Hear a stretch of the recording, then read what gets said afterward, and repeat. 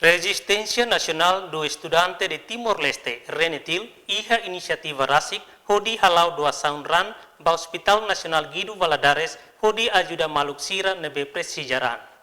Atividade dua saunrang ne halau iha edifício Renetil Farol Sestane. Ba jornalista Sira, segundo vice-secretário-geral Renetil, Glenda Inamori Carvalho Dehan, objetivo husi atividade ne hodihatan ba situação agora e Hospital Nacional nebe menos tebesran. Hodihatan ba situação agora, devemos kita harerarang iha itani Hospital Nasional Guido Valadares, ilu iha banco de sangue, nebe mak menos tebesran. Kami tare kata pasien sirve makama, família bara mak halo preocupa tebes ba situação ile então ho ile mak Renetil foto inisiativa hakara katu halo ação caridade ia dinamida ne ia awal tahun pode forma solidariedade baia maluk se deve mak orang precisa.